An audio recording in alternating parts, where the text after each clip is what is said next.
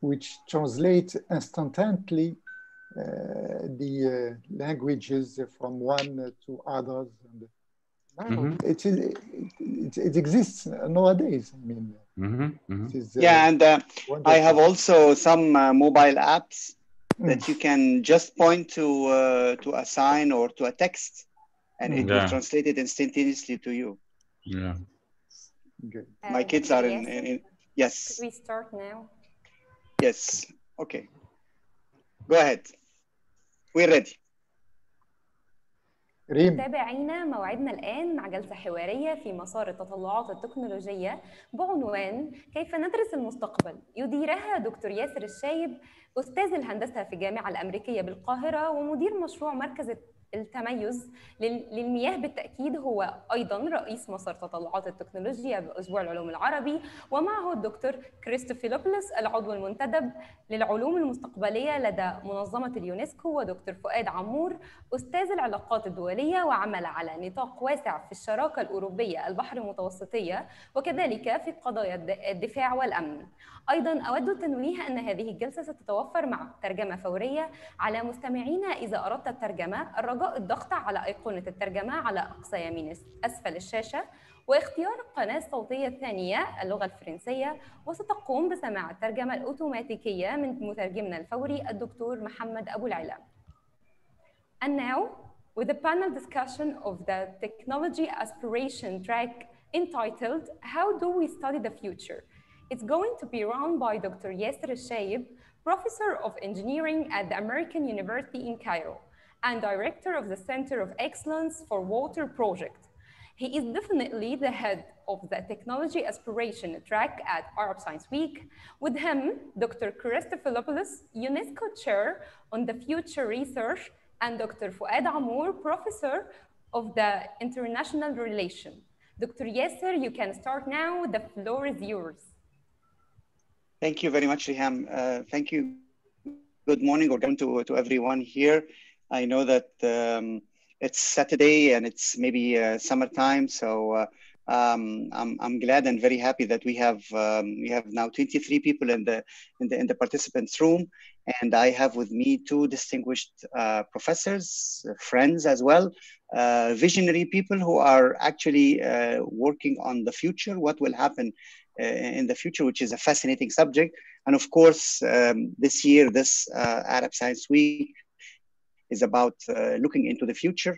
And our track, the track that I'm leading in this Arab Science Week, is Future Perspectives. With us today, we have in alphabetical order, Epaminondas Christofopoulos, who is the head of the UNESCO Chair on Future Research and of Foresight Unit at Praxi Network Fourth in Greece. Epaminondas has a background in physics. He started his career in physics, environmental studies, international relations, and foresight, and has a lot of experience in technology transfer and international research collaboration. He has coordinated several projects in Europe, Asia, and Gulf countries, and also Central America. I mean, I worked with him a lot on some of those projects in the past. He's also worked extensively in China or with China on future studies over the past 10 years. Epaminondas is the responsible for the technical, the future hub in Greece. He is a certified future strategist, so he's the person to work on the future. He's the vice chair of the Foresight Europe Network, the co-chair of the Greek node of the Millennium Project, and member of the World Future Studies Federation. So Epaminondas, in short, Nondas, will be telling us a lot about the future, about how this science of the future will happen. But before we do that, I mean, we have also with us our dear colleague and friend and Professor Fouad Amour from Morocco, who had his PhD in economics of economics and development. He had also a diploma in urban sociology from Germany. He has another diploma, an intensive teaching cycle on peace issues from Geneva in Switzerland in 1989. That was given by the International Institute of Peace Research in Geneva. He has also a master's in translation, English, French, and Arabic. So he's a like trilingual, like myself. And finally, Professor Amour is also a member of several associations and research centers. We have worked together, or he has worked together for many years as a coordinator for some Euro-Mediterranean projects or programs on higher education in Morocco, representing Morocco. And he has always been the visionary person for our group, I would say, when we work together. Let me start just by start the discussion by asking Fouad to guide us a little bit about the question of the future. I know that the future was always a fascinating subject for humanity. I mean, we as human, we always wanted to know what will happen in the future. From a religious point of view, from a personal point of view. I mean, it was always a question: what will happen next? What will happen tomorrow? How will happen? How this future will happen? What's the vision for that future? And I know that Fouad has some interesting remarks to say about that. So I'll just give him this axis of let's say theology and religion to speak about before going into the scientific per se part afterwards. Fouad, please.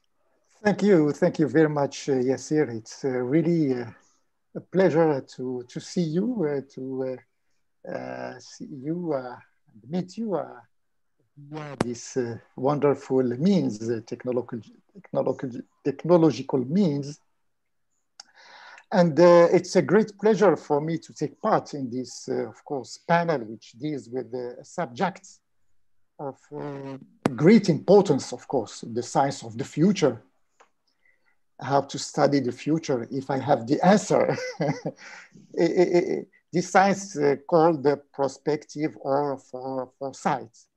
I would like to take this occasion to recall that in Morocco, a great forward-looking thinker excelled in this area. He was part of the Club of the Rome, Club de Rome. This is the late Mehdi al-Manjra. He dedicated a good part of his life, more than 25 years, to sensitize the countries of the South, the Arab, the Islamic countries, to take an interest in their future. Because for him, if these countries do not think about their future, there will be others who fulfill this task, and therefore, of course, decides for their future. I must admit that I'm not a specialist in this area. I will venture to shed some lights on this very moving and unstable area. Well, as said, as Yasser asked me to tackle this historical dimension of the study of future. In fact, since man has been on Earth, the question of the future has been a constant concern. Initially, it was theology and mythology, study of myths, which deals with this delicate question. Hopes and fears were the substratum of the conception of the future since then. In that vein, the future had nothing to do with the present regarding the theology and the mythology, because everything remains the domain of an external decision maker, nature or God, depending on the case. In other words, the future is decided by an external will to opt of the future of those ancient societies and human communities. This is not entirely true, of course, regarding theology and mythology, since the future is also a kind of reward for what people do and what they act and react. This future can be earthly as it can be heavenly. The other no less important feature of the design of the future was its cyclical nature. It means the epistemological reference was biological logic. the living being, or rather the human being, every being has a beginning, an evolution, and end. It was not until 17th and 18th centuries that the future had another meaning, and that the cyclical approach was called into question. It would be wrong to believe that the genetic and biologic approach is completely and definitely put aside nowadays. This approach continues to be called upon when needed.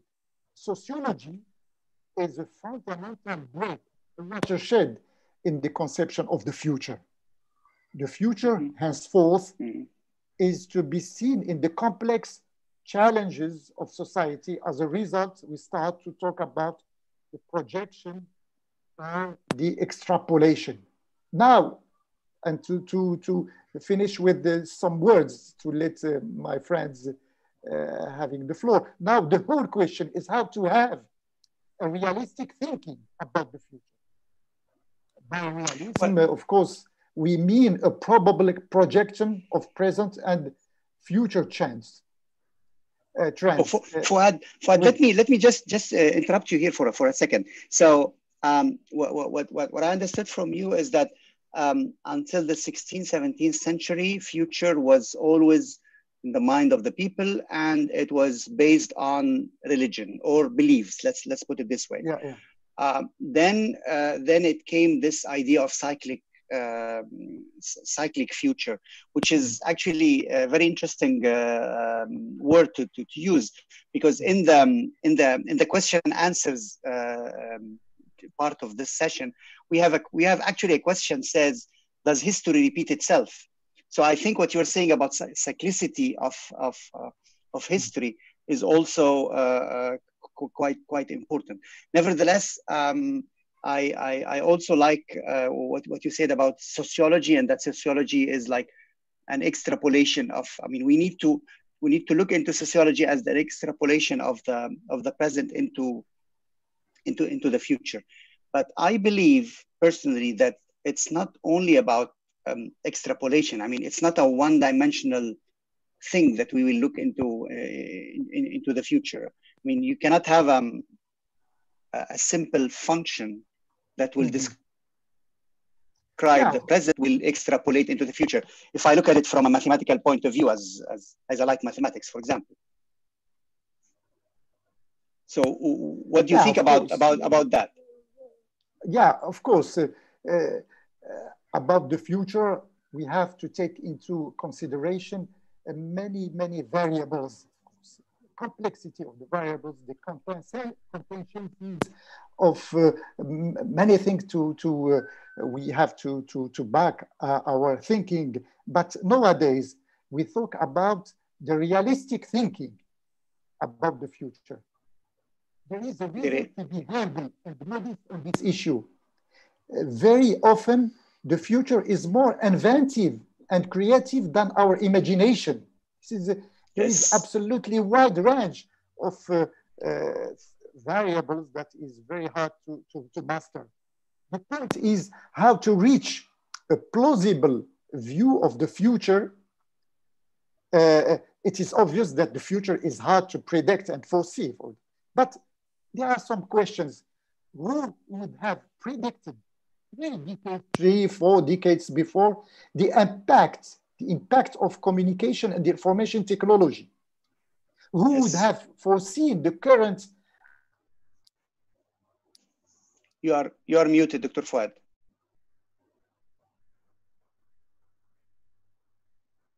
Dr. Fouad, you are muted. If you can unmute yourself, please. Yes. Now you are. Yeah. As I said, there are a lot of questions. I don't know to which extent I was. The point is, for instance, the future has to predict. And there are many questions. For instance, it would be impossible to predict 3 decades before the impact of communication and information technology. Who would have foreseen the current alienation of man from the machine, from social networks? Who would have expected that the most successful companies are those in the digital realm. This is the GAFA and but in any case, predicting the future today depends fundamentally on the challenges that the fallout from this digital revolution will take. There are indeed technological changes, not necessarily technological progress. There are change, but we can discuss, debate about. Let me turn to the specialist of the future. I mean, as you said, I mean, we are not really yet sure if the projection of the future is like extrapolation or a projection or a cyclic behavior or a multidimensional equation or whatever. Since I knew you, ندرس, you've been very much involved into this science of the future. So I would like you actually to start by telling us, what is this science of the future? I mean, how do you do that? Is it like a multivariate analysis that we do, and then we can have a function that is 10 variables, or maybe 100 variables, and then if I will give you all those variables, you can predict something that will happen in the future? Or is it's something different? I really don't know. Thank you, Yasser, and thank you for the opportunity to be here today. And it's been like 10 years since I was in Cairo, so at least we found a way to come again. Well, actually, this is an excellent question, and this is actually a question I usually receive: how we can predict the future. Well, if I follow of what Fuad said, and he said in a very nice way what is the situation with the future and what was the history, and how we every time in every different moments in the history, and always we try to predict and see what is going to happen. The thing is that the future is something that does not really exist, because it will happen in the future. So it's very difficult. It's not like physics or like in chemistry that you can have an instrument and you can make an experiment and you can confirm your theory. So the only actual tool that we have when we try to see the future is our imagination.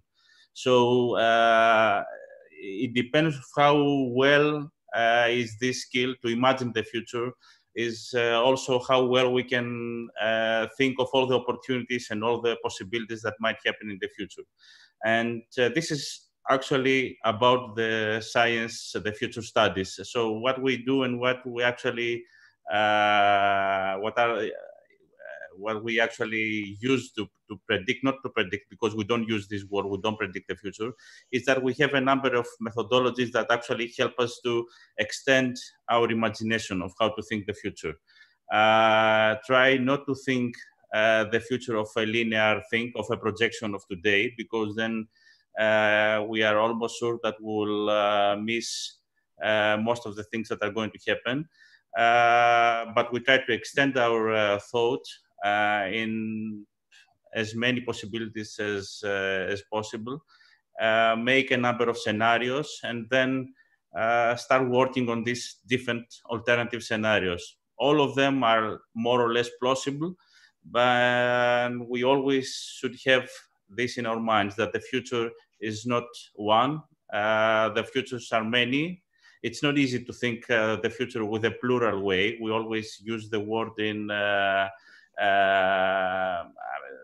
I mean, we are not used, our mind is not used to think like this. But this is the important thing. We have to think the future as something that is changing all the time. There are many alternatives that might change also in every moment. And this is what we do in future studies. We have many qualitative tools, mostly qualitative tools, that we use because data analysis, statistics, models work very well, but very well if you would like to make a prediction or make a model for something that will happen in 1-2 years.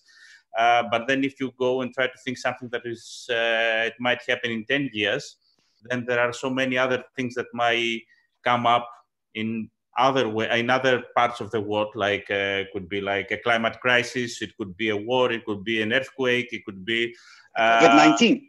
It could be COVID-19, and then all the projections will just disappear. So we try to also input this kind of, as we say, black swans when we try to think of the future. So events that are not expected, but of course they have a small possibility to appear. So we should always have also this kind of things that might change our linear thinking of the future. Well, what I know, what I have learned from, maybe some part of it were from you, and some part of it were from other people, is that usually when you study the future, you draw like scenarios, as you said, qualitative scenarios, and then you have like the most pessimistic scenario and the most optimistic scenario, and then you will say that usually the future is something that is in between. I mean, this is the most pessimistic, this is the most optimistic, and then usually what will happen in the future is something in between. I mean, I don't know if that's true or not. I'm just trying to understand. Yeah, I mean, scenarios is one of the more traditional tools in our science, let's say, sector. So we produce scenarios. There are many ways or methods to produce the scenarios. We try not to, let's say, to put a positive or a negative sign in a scenario, like a pessimistic or optimistic. Of course, could be, but then we should always have in our mind that all these are equally, more or less equally possible to happen in the future. So if we take away some of the scenarios, then we actually destroyed all the exercise, because then we'll start thinking also in a very linear way to one very specific future, to the one scenario that we believe that it's more possible. We should always have in our minds that other things might happen. The future is quite open, and in some extent is also in our hands. I mean, not only in an individual, but as a society, as a nation, to take action, to do strategies in order to move towards, in, let's say, the best scenario. This is if I could follow up from what Fuad said, let's say the science of future thinking, of future studies, started around the Second World War. It was like scenario building for understanding how the different war actions will take place and how the strategies should change, and that was it. And after a while, it was the corporate world that started using scenarios. The biggest corporation that actually made a huge success with scenarios was the Shell, the oil company. So that was a big boost in the 70s. It was the oil crisis of the 70s that actually boosted Shell, because Shell had already this unit building scenarios. So they knew how to react to the oil crisis. And after that was it. Now we have master courses in many universities, PhDs running. Also, you can find different executive courses or small courses running around the world. In terms of what is interesting is that you will see that in Europe it's mostly the Scandinavian countries that have a big tradition in the government level, having future units under the prime minister or under the president that is doing this exercise all the time for the country. Then is the big corporations, of course, in the USA and also Europe. And then we have also some countries in Asia like Japan, South Korea, that also have big tradition working with, on the country level.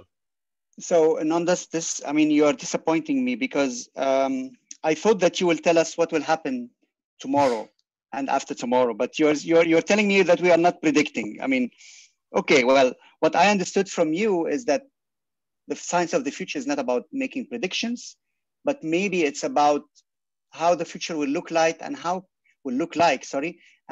can we be prepared for those changes. Exactly. It's more like a strategy tool.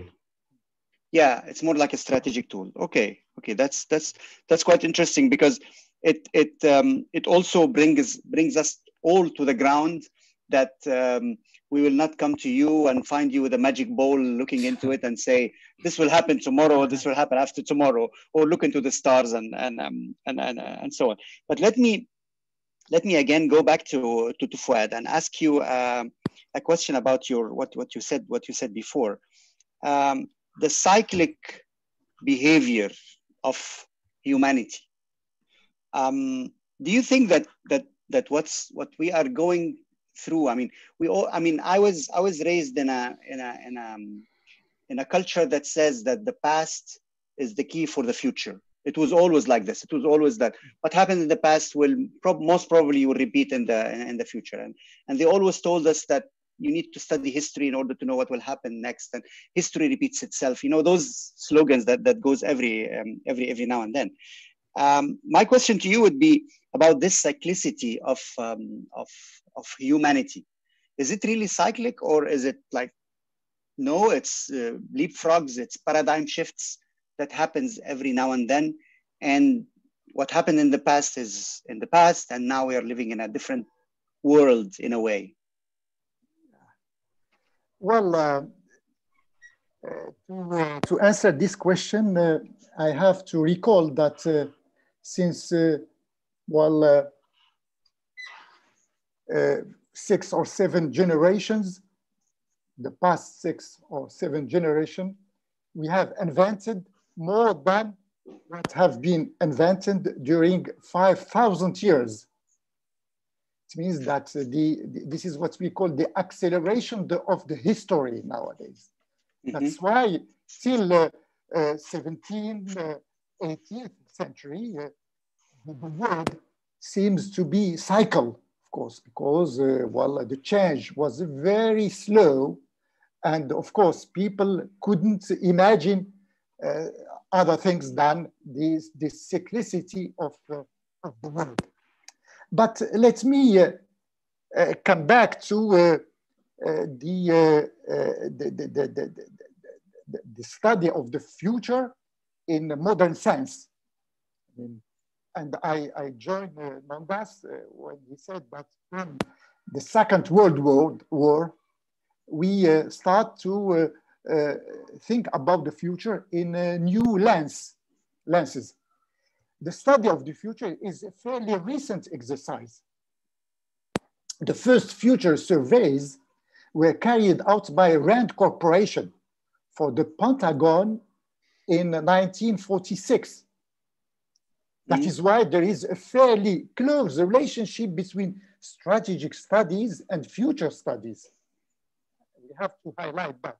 It was in the late 60s that future studies began as a distinct activity, scholars' activity or scientific activity. Nowadays, 2/3 of research work on the future is carried out by military institutions and multinational corporations. Scientific research activities are funded along the same lines. Future studies are prospering in the industrialized nations, which account for 90–70% of world expenditures on that activity, particularly in the fields of training, documentation, scientific research, and its applications. With 80% of the world population, the third world accounts for less than 3% of the output in the areas of future studies. For instance, to give you just an example, for the Islamic world, which represents more or less the quarter of the world, we expend less than 1% regarding the future studies. Yeah. In fact, the underestimation of the strategic value of the future is one of the most significant symptoms of underdevelopment. I have to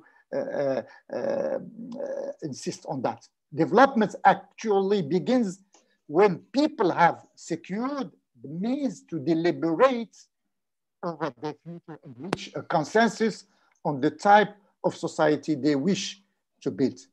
Future studies are not a science in themselves, and I join ندرس when he said that. I'm going to come back later on concerning some technical means to study the future. But future studies are not a science in themselves, although they make use of exact and social sciences. Of course. Yeah, it is the study from an open perspective and on the basis of alternatives and options of the various developments of a given situation and of the possible consequences of particular decision on these developments. This is why we always talk about, I will finish by that. This is why we always talk about the futures in plural sense, has been raised by my friend from Greece. The basic purpose of this exercise is to target desirable objectives and see how to achieve them in the medium or long term by acting upon the present. This is just I wanted to highlight. So what I understood from you is that maybe, and of course from ندرس as well, is that maybe this term future study or future studies is actually a misnomer. It's not the good word to be used. Shall we use futures studies with an S? دراسات المستقبلات or something like that in Arabic, because it's not actually one future. I mean, as Nanda said as well, the future doesn't exist. It exists only in our imagination. There are many futures, but you know, every corporation, every researchers try to insist that the analysis are the more relevant and pertinent one. That's why we talk about the future in a singular term, not futures. But in fact, it is all our prospective studies have shown till now that the margin of error is more or less bigger. That's why I agree with you, Yasir. We should be modest, humble, to talk about futures and not the future, because not only one future. Not only one future, but states try to envisage, try to foresee a future, and they mobilize all their resources to reach this target. And maybe this is the difference between developing countries and developed countries. Developed countries mobilize all the means to reach the targets, and we in Arab world and the developing countries, we have some difficulties to invest in this very, very sensitive field, which is to study the future. So let me ask you, ندرس, about this. Thank you very much for those insights about it. Let me just continue this discussion with you, ندرس. When Kennedy said that we need to go to the moon, would you consider this as like a future study or a future aspiration that all the country has put into, all the United States, of course, of America, has put into this track, that our goal is to be on the moon by the next 10 years, for example? Is that a real study of the future, or a kind of? Well, that was a vision, actually, and that was one of the most successful vision sentences that actually connected all America together in one big project. And that was a huge success story in when we talk about strategy and how you should have a very understandable and also impressive vision. And that was what Kennedy did, and he was successful, and this is why it is used so much in the strategy case studies discussing about this. So it is important in the extent that after you do your exercise and you investigate the future opportunities and you build those scenarios, then the next step will be to build your strategy as a country or as a company or as an individual, and then you need a vision, and how you phrase your vision is very important. Then let me ask you this question. What's the difference then between vision and future studies? I mean, is it the same? I mean, I wouldn't say it's the same. I mean, the visioning process could be a part of a foresight research, of a futures research. So it could be like you do an investigation, and then after you investigate several opportunities and what you might be able to achieve, then you can build your vision. So it could be part of the process. And let me say something that is very important. It is connected with this, and this is a new, let's say, a rather new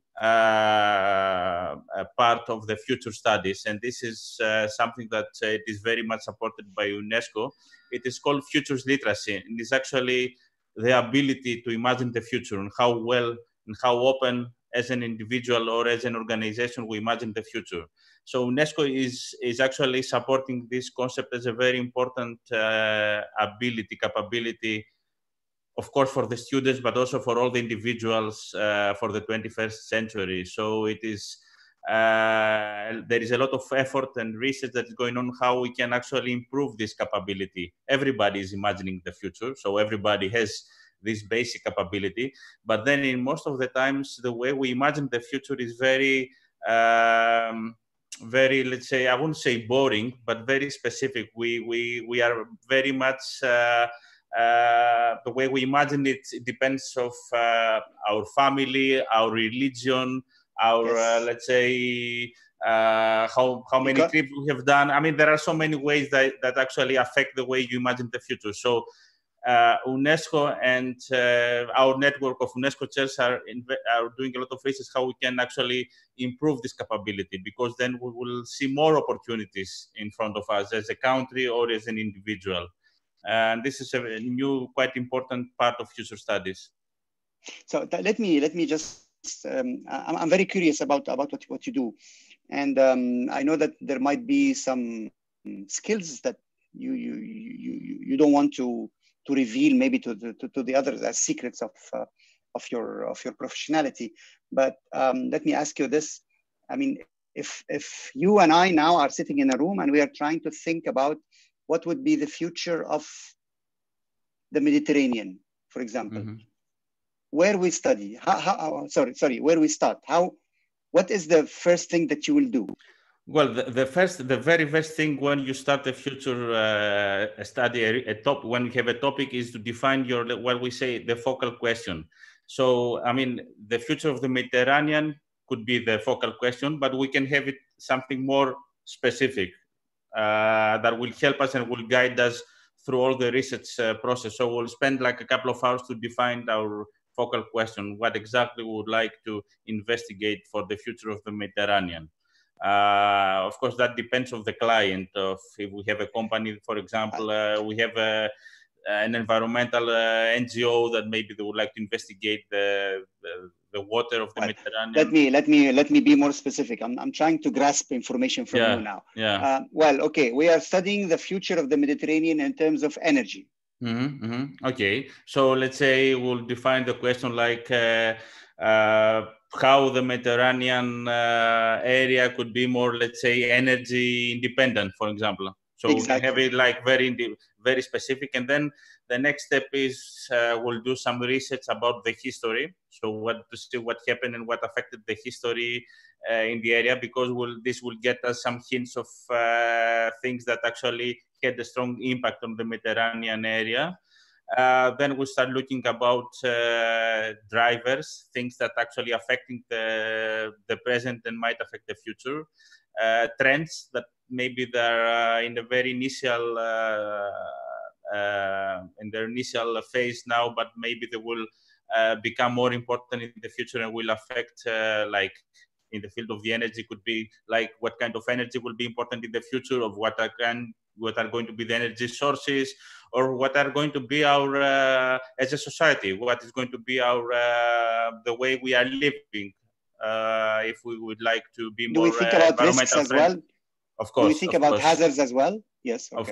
Of course. Hazards, we would think about maybe the immigration problem, like climate immigrants. We have to think all the system. And of course, maybe some of the aspects we're going to think we'll found in the next steps that are not that important on our specific question, but we have to leave it open until we finally reach in a number of, I don't know, like 15 parameters that we think are quite important, and then we'll work with these parameters. So we're going to have something like let's say, more or less certain things that we expect to happen, and then we're going to have a number of uncertainties.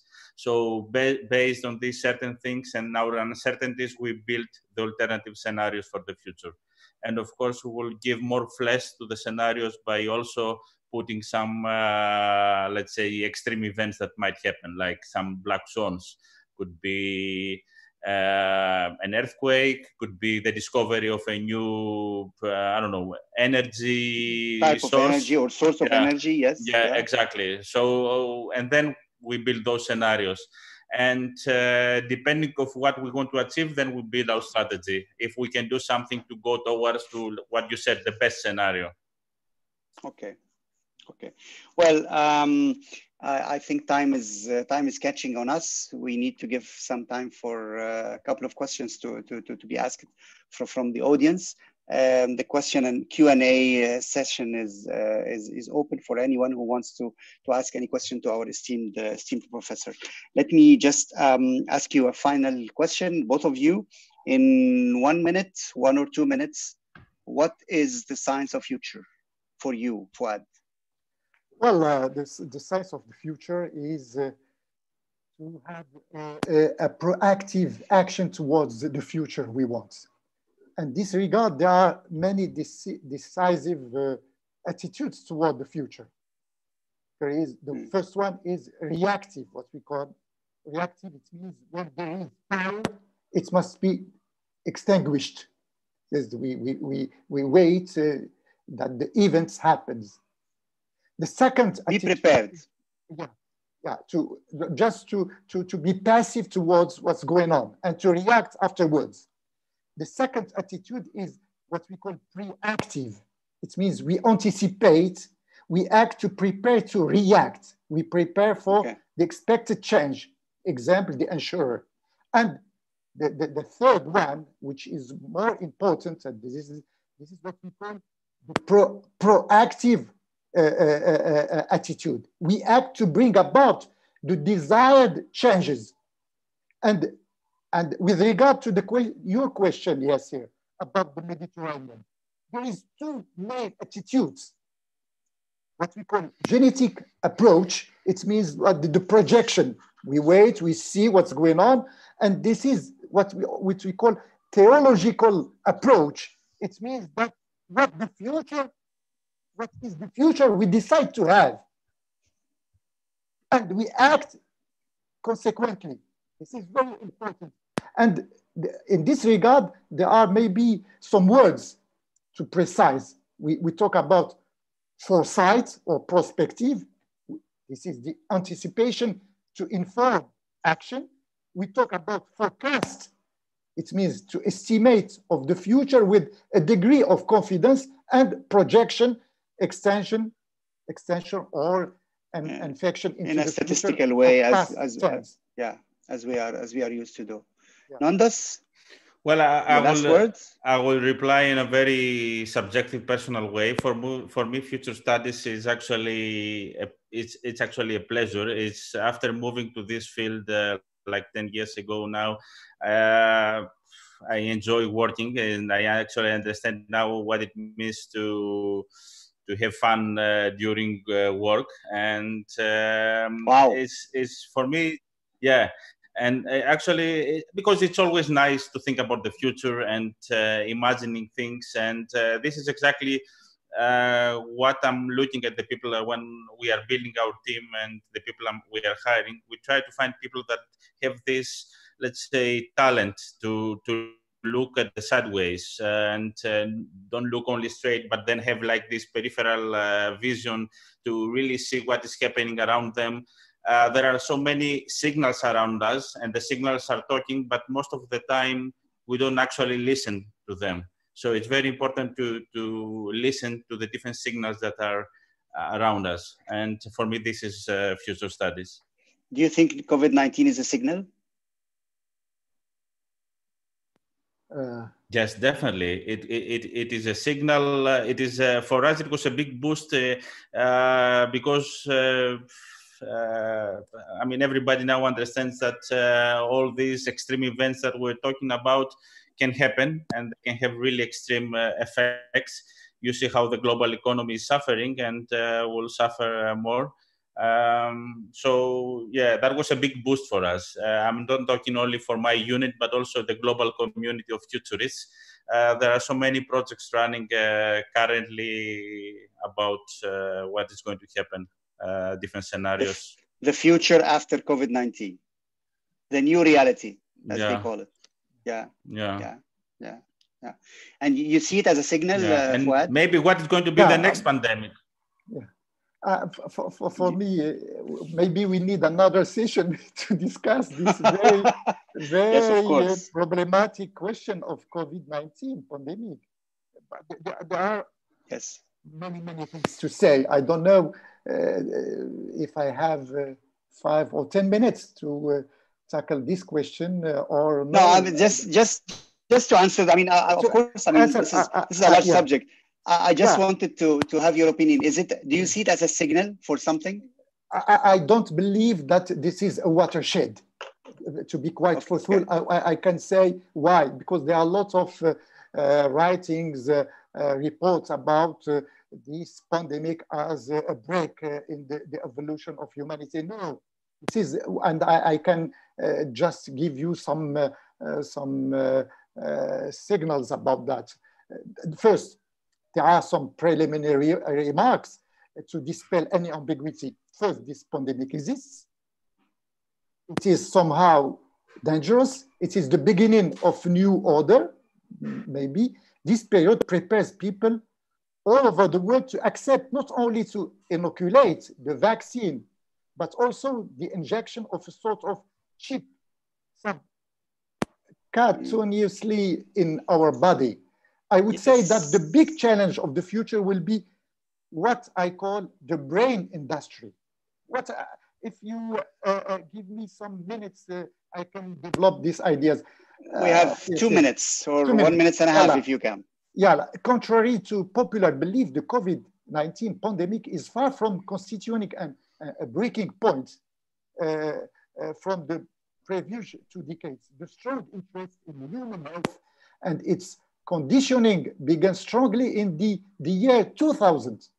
Indeed, in 2000s, the 2000s usher in what it is known as the decade of the brain, or more exactly the strong commodification of this noble human organ. And I give you just two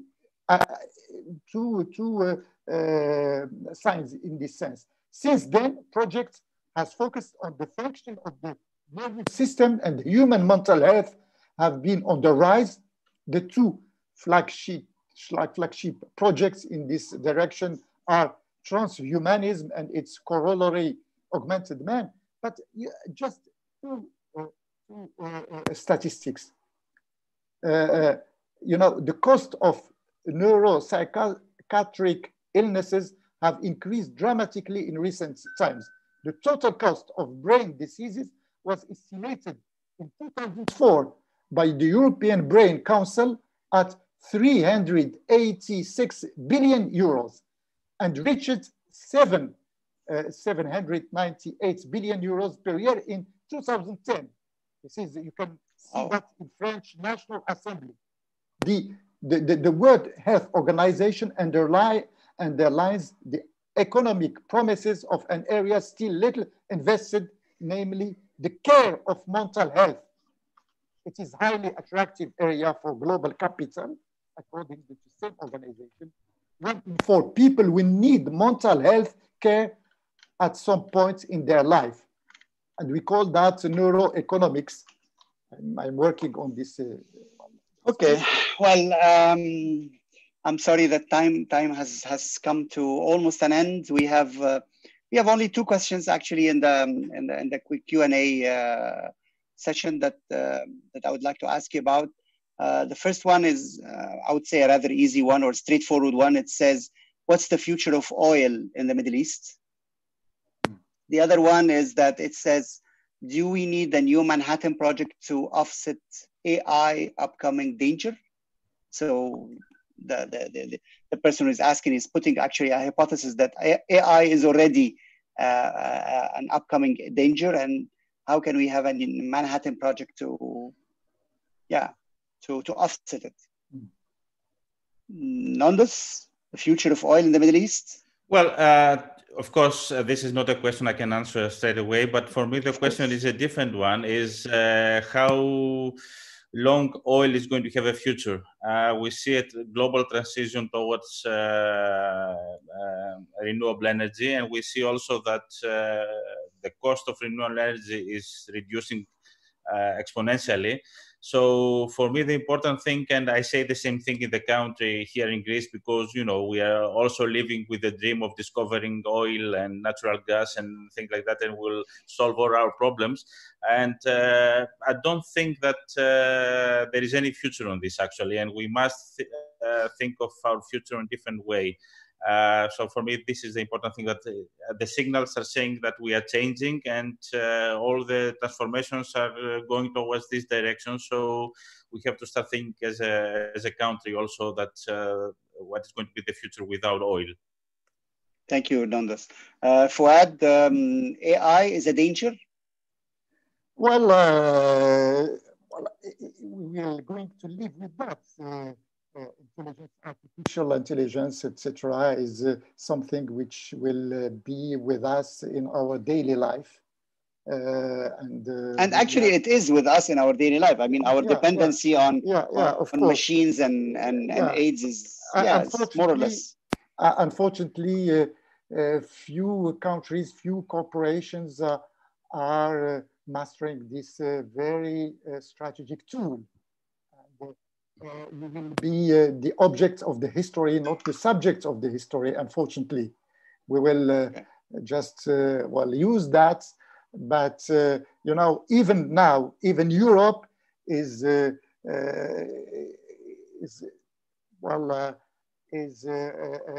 area which is very